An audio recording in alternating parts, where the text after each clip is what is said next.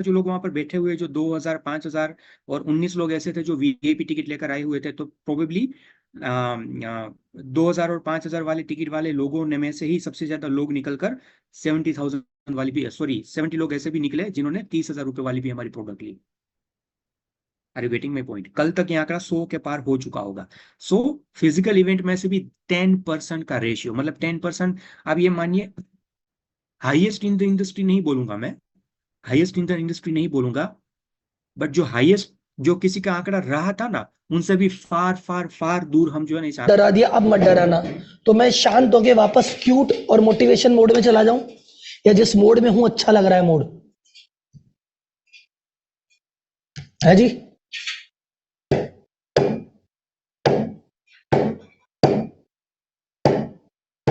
Continue रहे इसी mode में?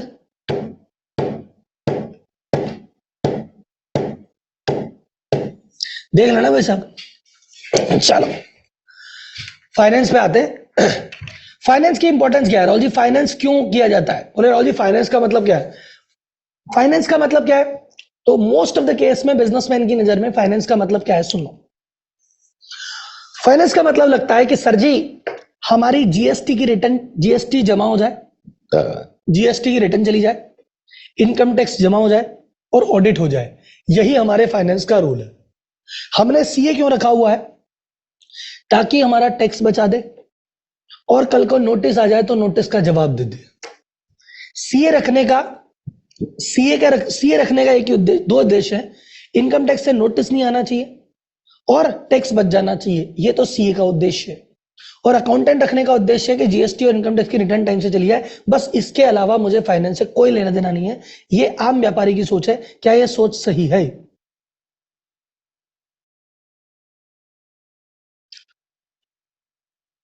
अभी तो यही चल रहा है सत्य वचन। फाइनेंस होता क्या है? फाइनेंस आपकी कंपनी का स्कोर कार्ड है। आपकी कंपनी कैसा परफॉर्म कर रही है, आपकी कंपनी अच्छी है, बुरी है, ग्रोथ कर रही है, नहीं कर रही है, अटकी हुई है, भाग रही है, वो सब फाइनेंस बताता है।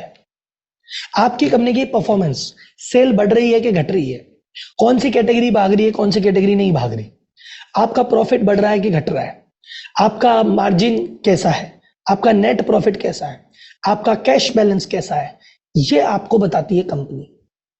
आपको ये बताती है बैलेंस शीट कि आपने जरूरत से ज्यादा लोन तो नहीं ले लिया, जरूरत से ज्यादा माल तो नहीं ले लिया, जरूरत से ज्यादा उधारी तो नहीं दे दी। ये आपको कंपनी बताती है। आप कम से कम पैसों में कितना रोटेशन कर सकते हो, इस समय धंधा करने के लिए कितने पैसे की आवश्यकता है, और उस पैसा कहां से आ रहा है, कहां जा रहा है, ये बताती है आपकी फाइनेंस। आपको जब जरूरत पड़े आगे ग्रोथ करने के लिए पैसे की, तो लोन की व्यवस्था कराता है फाइनेंस। आपको इन्वेस्टमेंट दिलवाता है फाइनेंस। आपका फाइनेंस आपको बताता है कि आप बिजनेस में जो भी डिसीजन ले रहे हैं वो कितने सही और कितने खराब है। ये फाइनेंस की भूमिका है। आप में से कितने लोग फाइनेंस को इस तरह से देख रहे थे? आपके लिए फाइनेंस का एकमात्र उद्देश्य था रिटर्न जमा कराना, ऑडिट कराना और टैक्स बचाना, बस खत्म। फाइनेंस इतनी बड़ी चीज है। मुझे आप लोग चैट बॉक्स में एक बात बताना सर, थोड़ा दिल दुखाने वाली बात है लेकिन अब है तो है। आप में से कितने लोग चैट बॉक्स में ये बता सकते हैं कि पिछले साल का आपको क्या अपना प्रॉफिट पता है? मुझे मत बताओ, चैट बॉक्स में मत बताओ, मैं बस पूछ रहा हूं आपको क्या अपना प्रॉफिट पता है एग्जैक्ट? नो की सुनामी आई है कि सर मुझे मेरा प्रॉफिट नहीं पता। ये पता है कुछ तो कमा रहे हैं पर कितना पता नहीं है। अब मेरी आंखों में आंखें डाल के एक बात सुनो। जिस बिजनेस को पिछले 10 साल, 20 साल, 30 साल से कर रहे हो, सुबह से लेकर शाम तक सिर्फ एक ही चीज करते हो, जिस बिजनेस के चक्कर में आप कह रहे हो मेरे पास फैमिली के लिए टाइम नहीं है, बच्चों के लिए टाइम नहीं है, पत्नी के लिए टाइम नहीं है, दोस्त के लिए टाइम नहीं है, घूमने का टाइम नहीं है, खाने का टाइम नहीं है, समाज का टाइम नहीं है, आपने अपने जीवन के हर शौक मार दिए, हर दुविधा छोड़ दी, सब छोड़ दिया बिजनेस के पीछे, और पिछले कई सालों से सुबह से शाम तक एक ही चीज कर रहे हो, और फिर भी आपको प्रॉफिट पता नहीं है। कितने दुख की बात है। सिर्फ ये चीज सोचो कि 20 साल से एक चीज को जीवन किसी चीज में लगा दिया, उसका कंक्लूजन नहीं पता यार, और सब कुछ त्यागा है, बहुत मेहनत की है और बहुत त्याग किया है, बट क्या खोया क्या पाया उसके हिसाब ही नहीं है। मुझे मेरा प्रॉफिट पता नहीं। हो सकता है 5 साल बाद कोई कहे भैया लॉस में थे तुम 3 साल से, सब कुछ हवन कर दिया। कोई घर वाले पूछे तुमसे यार तुम बड़ी मेहनत करते हो बिजनेस में, कोई बात नहीं, तुम यारी दोस्ती में ज्यादा एक्टिव नहीं हो पाए, कोई बात नहीं, घूम नहीं पाए, कोई बात नहीं, मस्ती नहीं कर पाए, कोई बात नहीं, कमाया तो खूब होगा, वो है शायद, क्यों, पता नहीं। आपको अपने सेल सबको पता है ना, मेरी सेल इतनी है, लेकिन क्या कैटेगरी वाइज सेल पता है? आप 10 तरह, आप कहते हो मेरी राहुल जी 10 लाख की सेल है, 10 लाख कमाता हूं, आपको ये पता है आपकी सेल में कौन सा कैटेगरी की सेल ज्यादा है, कौन सी की कम है? आपने कहा अच्छा, कुछ लोग कहा राहुल जी हमको प्रॉफिट पता है, very good sir, I am proud of you. आपने कहा मुझे प्रॉफिट पता है, मैं आपसे पूछना चाहता हूँ ये प्रॉफिट आया कहां से? आप अगर 10 प्रोडक्ट में डील करते हो और 10 लाख कमा के बैठे हो, क्या आपको पता है कौन से प्रोडक्ट से कितना है? कहीं ऐसा तो नहीं 2 प्रोडक्ट से 15 लाख कमाए थे और बाकी 8 ने मिलकर 10-5 लाख का घाटा दे दिया है? कहीं ऐसा तो नहीं कि 3 ही प्रोडक्ट मिलके आपको 9 लाख की प्रॉफिट दे रहे हैं और बाकी 7 प्रोडक्ट में ले दे के 1 लाख बच रहा है, और 7 में से भी 5 प्रोडक्ट में ले दे के बच रहा है 1 लाख, 2 प्रोडक्ट में तो कुछ बच ही नहीं रहा, बस फालतू ही कर रहे हैं? ऐसा तो नहीं है।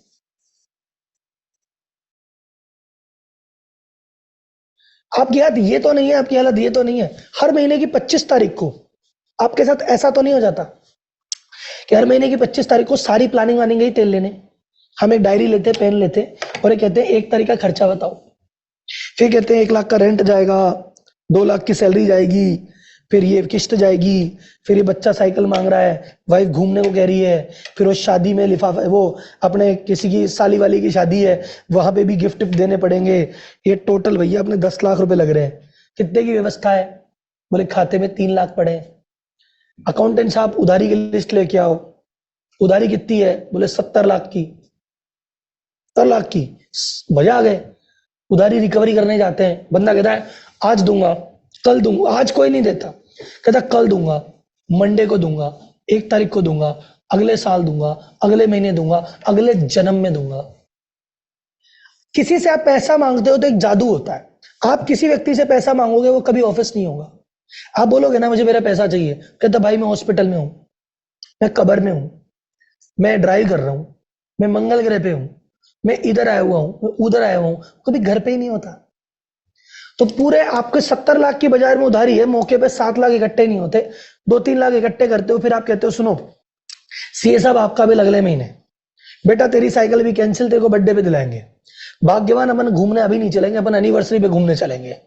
अच्छा सुनो आप वेंडर, तेरा 3 लाख का बिल है, 1.5 अभी ले जा, 1.5 बाद में आना, और महीने एम्प्लॉय तेरी सैलरी 3 तारीख को ना आ गए, तुम्हारी सैलरी 8 तारीख को आएगी, और जब जब तक अगले महीने की 10 तारीख तक सबका जुगाड़ जब कर लेते हो, उसके बाद आपके चैन में चैन आता है। क्या आपका हर महीना ऐसे नहीं गुजरता?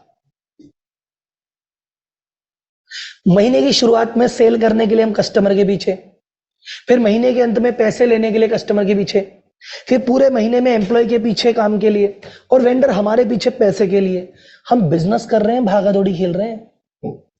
अरे आप बिजनेस कर रहे हो कि भाग मिल का भाग खेल रहे हो यार? चाह रहे क्या हो? आपको सेल नहीं पता है, आपको प्रॉफिट नहीं पता है, आपको पैसे का आय का नहीं पता, पैसे के गए का नहीं पता, चाह क्या रहे हो? कितने पैसे अब तक धंधे में डाल चुके पता नहीं, कितने पैसे धंधे से निकाल चुके पता नहीं, धंधे में डाला कितना पता नहीं, धंधे से निकाला कितना पता नहीं, धंधे में कमाया कितना पता नहीं। भैया इतना सब कुछ नहीं पता, कर क्या रहे थे? बोले सर हमारा तो पूरा ध्यान इसमें लगा रहता है। किसमें? अकाउंट्स में। अकाउंट्स पूरे 100% पक्के में है? बोले नहीं, जीएसटी का कोई नोटिस आएगा तो सब कुछ पक्का है, नहीं दिक्कत है। तो भाई साहब कर क्या रहे हो? डरा नहीं रहा हूं, बता रहा हूं, पूछ रहा हूं, जगा रहा हूं कि भाई मैं तुमसे कहता है एम्प्लॉय हायर कर लो, बोले टाइम नहीं है। मैं कहता है एम्प्लॉय से मीटिंग कर लो, बोले टाइम नहीं है। मैं कहता हूं मार्केट कर लो, टाइम नहीं है। मैं कहता हूं सेल्स कर लो, बोले टाइम नहीं है। मैं कहता हूं फाइनेंस देख लो, कहता टाइम नहीं है। अरे तुम्हारे पास टाइम नहीं है, कर क्या रहे हो? बिजनेस की सभी मुख्य चीजें तो करने का टाइम नहीं है, फिर कर क्या रहे हो? सरबजोत जी कह रहे हैं सर जी, राहुल जी सॉल्यूशन भी देना। अरे सर हर स्लाइड में दे रहा हूं, इधर प्रॉब्लम लिखता हूं इधर सॉल्यूशन लिखता हूं, घबराना नहीं है। मेरी क्लास में जब आप इस क्लास में 4 घंटे बैठोगे ना तो प्रॉब्लम भी लेके जाओगे, सॉल्यूशन भी लेके जाओगे, टेंशन नहीं है। एक लेवल पे आपको पास करा के जाऊंगा। आज आपको ना, आज मैं आपको 12वीं क्लास में सारी समस्या और 12वीं क्लास पास का सर्टिफिकेट देके जाऊंगा, घबराओ मत। तो व्यापारी क्या है, वो लगा रहता है कंप्लायंस में कि अरे यार जीएसटी ऑडिट फलाना ढीम का, ठीक। उसके खाते अधूरे रहते हैं, उसके खाते गलत रहते हैं। उसकी जिंदगी में एक ऐसा जीव है, रहस्यमयी दुपाया जीव। हर व्यापारी की जिंदगी में एक रहस्यमयी दुपाया जीव है, जिसे प्यार से अकाउंटेंट कहते हैं। ये अकाउंटेंट ऐसा रहस्यमयी दुपाया जीव है जो कि हमेशा बिजी रहता है, बट इसके काम हमेशा अधूरे रहते हैं। नहीं, अकाउंटेंट को आपने कभी फ्री देखा है क्या? अकाउंटेंट को कभी आपने फ्री देखा है? नहीं। वो कभी कभी है ना लैपटॉप में घुसा है, कभी वो फाइल में घुसा है, कभी वो कैलकुलेटर में घुसा है। जब कुछ नहीं है तो वैसे ही मन में बड़बड़ाता रहता है, लेकिन उसका काम कभी पूरा नहीं होता। वो पीएनबी चढ़ाएगा तो आईसीआईसीआई बैंक छोड़ देगा, सेल चढ़ाएगा तो परचेस छोड़ देगा, कैश चढ़ाएगा तो बैंक छोड़ देगा। वो कभी पूरी एंट्री करके ही राजी नहीं है। वो कौन सा कागज कहां रख के चला गया उसको खुद को नहीं पता है। बड़ी बड़ी कंपनी में सीईओ चला जाता है ना तो कंपनी चल लेती है। आपकी कंपनी में अकाउंटेंट गायब हो जाए ना तो आपको समझ नहीं आता करें तो करे क्या। प्रॉफिट कितना कमाया पता नहीं, इन्वेस्टमेंट कितना लगाया पता नहीं, कैश क्रंच हर महीने की 25 तारीख की हकीकत है। हम कर्जा लेते नहीं है, ध्यान से सुनना। कर्जा लेना अच्छी बात, लोन लेना अच्छी बात है, ध्यान से सुनना मैं क्या बोल रहा हूं। लोन लेना तो अच्छी बात है, पर आप लोन लेते थोड़ी हो, आपको लोन लेना पड़ता है, और ये बहुत बड़ा डिफरेंस है। मेरे को बिजनेस को एक्सपेंड करना है और मैंने कहा मैं यहां से एक बड़ी फैक्ट्री डालूंगा तो 2 करोड़ तो मैं लगा रहा हूं, 5 करोड़ का लोन लूंगा और आगे बढ़ेंगे। तो ये अच्छी बात है, क्योंकि आप लोन ले रहे हो, क्योंकि लोन का यूज दिख रहा है, प्रॉफिट दिख रहा है। आप लोन लेते नहीं हो, आपको लोन लेना पड़ता है। नहीं, आपका जितना भी प्रॉफिट मार्जिन है ना, आपका सीए कहता है कि भैया इस महीने का आपका इस साल का प्रॉफिट 28 लाख। आप सीए को कहते हो सुनो सीए साहब मजाक मत किया करो, आप कह रहे हो मेरा 28 लाख का प्रॉफिट है, मेरे खाते में तो 28,000 भी नहीं, और मेरे से तो 2,80,000 मांगने वाले घूम रहे, उसका क्या करूं जो मैं। तो आपके पास प्रॉफिट हो सकता है किताब में दिख भी जाए, एक्चुअल में नहीं है। अभी बात समझाऊंगा तो 5 मिनट एक्स्ट्रा लग जाएंगे, है 5 मिनट आपके पास? ये चीज समझाऊंगा तो थोड़े 5 मिनट लग जाएंगे, हैं आपके पास थोड़े से? सुनो दी, बिजनेस में ना 3 चीजें होती मुख्य, बहुत सारी चीजें लेकिन मुख्य बता रहा हूं। सेल्स है, सेल्स, प्रॉफिट और कैश। ये तीनों चीजें है ना, सेल्स प्रॉफिट कैश 3 चीजें होती है। ये तीनों इंपॉर्टेंट है, ये तीनों बढ़नी चाहिए, बट ये तीनों का आपस में कोई सीधा संबंध नहीं है। क्या समझे सर? सेल्स और प्रॉफिट का आपस में सीधा संबंध है क्या? एज अ बिजनेसमैन बताओ, कोई सीधा संबंध नहीं है। आपकी सेल 1 करोड़ रुपए थी, आपका प्रॉफिट 10 लाख रुपए था, ठीक है। अब आपकी सेल 1 करोड़ से 2 करोड़ हो गई, प्रॉफिट का क्या होगा मुझे बताओ?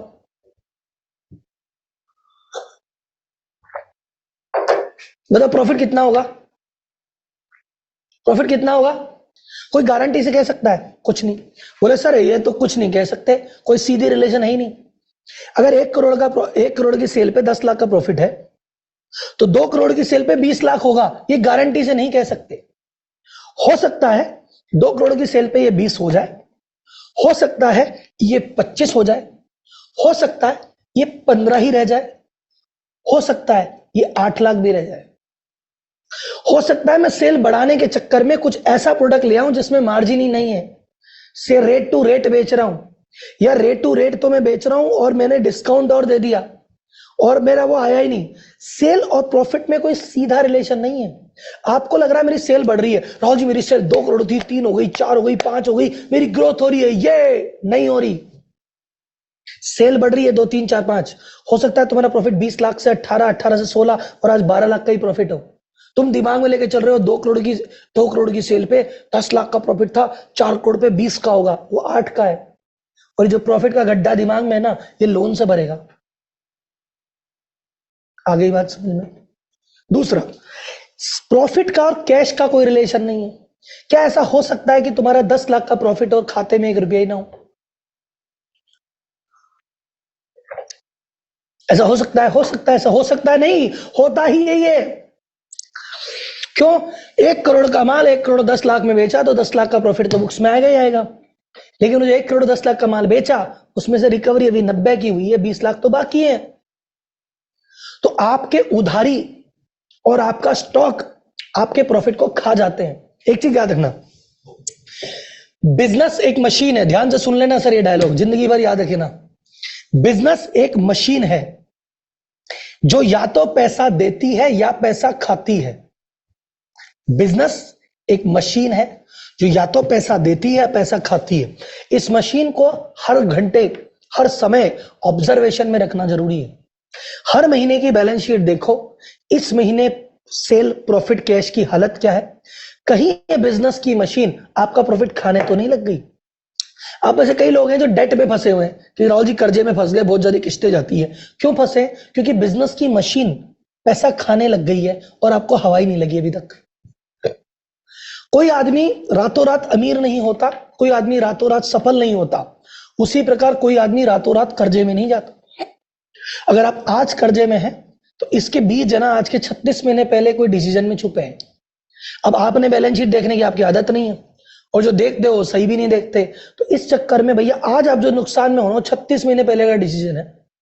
अगर आपके पास अपनी बैलेंस शीट होती और हर महीने बैलेंस शीट P&L देखने की पढ़ने की आदत होती कि मेरा अब की बार प्रॉफिट ये चल रहा है, कैश ये चल रहा है, उधारी चल रही है, तो उस गलती को उसी समय पकड़ के उसी समय सुधार देते। बिजनेस की मशीन जो सीधी चलती चलती उस मोमेंट पे उल्टी हुई थी, आप वही रोक लेते। बैलेंस शीट जैसे कहते हैं तैरना हर आदमी को आना चाहिए, गाड़ी चलाना हर आदमी को आना चाहिए, उसी प्रकार बैलेंस शीट पढ़ना बेसिक स्किल है। हर आदमी को बैलेंस शीट पढ़ना कोई सीए का काम है क्या? बैलेंस शीट पढ़ना,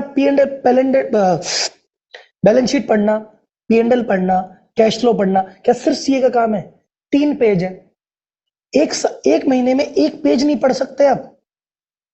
कुछ बेसिक से रूल हैं, सेल देखनी है, कैश देखनी है, प्रॉफिट देखना है, रेशियो देखना है, डेटर देखना है, हो गया। और इतने समझदार तो हो कि 3 महीने देख लोगे, चौथे महीने का आपको आइडिया लग जाएगा। अगर आप अपने बैलेंस शीट देखो ना, जनवरी फरवरी मार्च अप्रैल, तो आप प्रिडिक्ट कर दोगे कि राहुल जी देखो इतना तो दिमाग रखता हूं मैं, जनवरी फरवरी मार्च में अगर ये था ना, अप्रैल में ये जाएगा, और अगर ये से इतना चला गया मतलब सही है, और अगर ये हो गया मतलब कुछ गड़बड़ है। ये होता है बैलेंस शीट में। देखो तो सही भाई साहब। सीईओ क्या करता है? सीईओ बोलता है देखो जी, मैं मोदी जी की रिक्वायरमेंट तो पूरी कर ही रहा हूं, जीएसटी, इनकम टैक्स, ऑडिट सब हो रही है, लेकिन मैं मेरी बैलेंस शीट खुद देखता भी हूं, पढ़ता भी हूं।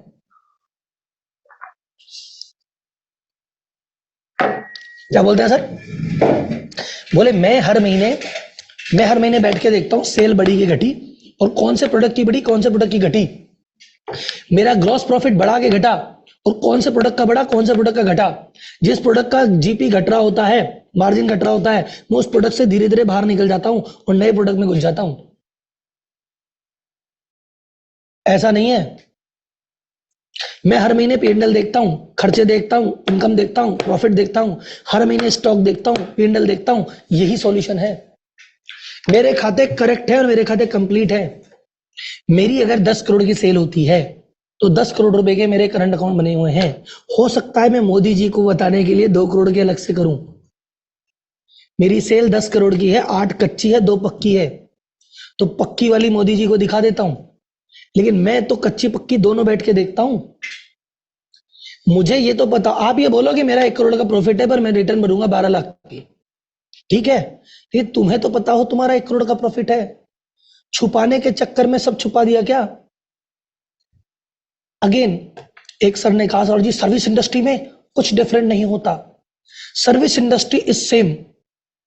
जो मैं बात कर रहा हूं कॉन्सेप्ट की बात कर रहा हूं, सर्विस इंडस्ट्री की और इसकी बैलेंस शीट सेम ही बनती है, ठीक है ना। चाहे हायरिंग पकड़ो, चाहे मार्केटिंग पकड़ो, चाहे मैनेजमेंट पकड़ो, चाहे फाइनेंस पकड़ो, सेम है। किसी भी प्रोडक्ट में, किसी भी इंडस्ट्री में कोई फर्क नहीं है। नहीं सर, एग्जाम्पल में प्रोडक्ट बेस देता हूं क्योंकि आदमी को समझ में आता है कि माल इतने में खरीदा, माल इतने में बेचा, ये सबको समझ में आता है। पर सर्विस वाला भी तो इसमें दिमाग लगा सकता है कि अच्छा ये माल की बात नहीं, अपन भी तो सर्विस में ऐसे ही करते हैं, just use like that. Done sir. देख देख, दो चीज समझना आप, अभी मैं आगे स्किल पे बात करूंगा, आपको इसका प्रॉब्लम सॉल्यूशन मिल जाएगा, ठीक। इनको पता है मेरी सेल का क्या सीन है, इनको पता है प्रॉफिट का, इनको पता है रेशियो का, इनको पता है जरूरत से ज्यादा उधारी दे दी, ये कंट्रोल कर लेते हैं, धीरे धीरे उधारी रिकवर करके बैलेंस में लाते हैं। इनको पता है जरूरत से ज्यादा माल रख लिया, ये धीरे धीरे माल को कंट्रोल में लेके आता है। इनको पता है कि जरूरत से ज्यादा लोन ले लिया, धीरे धीरे चुका के बैलेंस में लेके आते हैं। इनको पता है कहाँ इन्वेस्ट करने से फायदा मिला, कहाँ से नहीं मिला, उसी को आगे बढ़ते हैं। इनकी बैलेंस शीट इतनी स्ट्रांग है कि इनको अगर लोन की जरूरत पड़ती है तो सीए के पास जाना नहीं पड़ता कि सीए साहब मेरा लोन करा दो। इनकी बैलेंस शीट इतनी स्ट्रांग है, अगर किसी बैंक में अप्लाई करेंगे तो दो बैंक आपस में लड़ती है। देख, लोन लेने के दो तरीके, आम तरीका, व्यापारी तरीका, सीए साहब लोन कराओ, कहीं किसी भी बैंक से कराओ, किसी भी रेट पे कराओ, कितना भी कराओ, बस कराओ, सीए साहब 1% आप ले लेना और खर्चा पानी बैंक मैनेजर साहब को भी कर देंगे, बस लोन जल्दी से जल्दी करा दो, मैं परेशान हो रहा हूं। ये रिक्वेस्ट वाला लोन है, जुगाड़ वाला लोन है, होता तो ये भी है। और एक सीईओ का लोन होता है कि सर जी सुनो, मुझे इतने का लोन चाहिए और इससे ज्यादा कोलेट्रल नहीं दूंगा और इसी रेट के अंदर करवाओ। और तीन बैंकें फिर आपस में लड़ती है, आईसीआईसी बोलती मैं करूं, एचडीएफसी मैं करूं, कोटक बोलती मैं करूं।